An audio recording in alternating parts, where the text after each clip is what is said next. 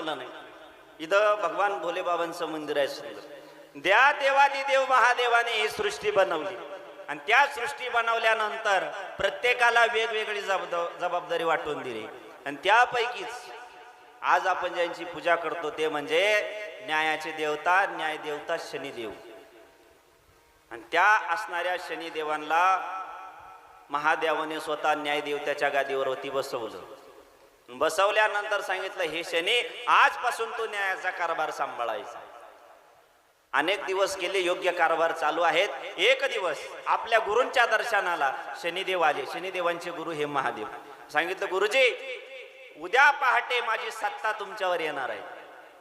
महादेव म्हणले, अरे मी तुला न्यायाच्या गादीवर बसवलं आणि तुझी सत्ता माझ्यावर येणार म्हणजे असं झालं, मी तुला सरपंच केलं आणि माझंच घरकुल कॅन्सल केलं.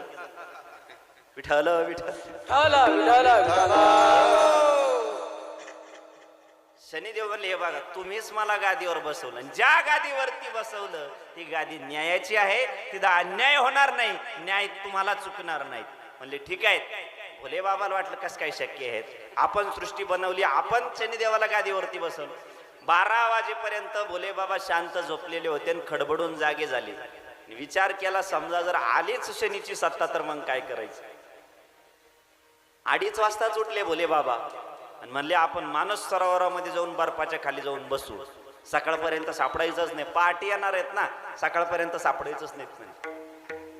भोले बाबा 2:30 वाजता उठले, स्नान केलं, मानस सरोवरामध्ये बर्फाच्या खाली जे काही स्तर होता त्याच्यात जाऊन बसले. आणि ज्यावेळेस सूर्यदर्शन झालं, म्हणले आता आपली वेळ टळून गेले.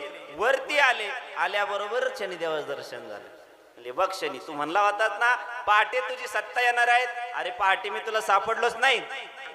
शनिदेव म्हणे, गुरुजी रोज पहाटे उठून तुम्ही काय करतात, त्रिशूळ डमरू घेऊन आला, गिरजेचा कांत. रोज तुम्ही पहाटे उठून देवाचा काकडा करतात, आज पहाटे उठून तुम्ही काय केलं. म्हणे, बर्फाच्या पाण्यात जाऊन बसलो, हीच माझी सत्ता आहे. देवाला सुद्धा कर्म चुकत नाहीत. म्हणूनच नाथ महाराज सांगतात, हे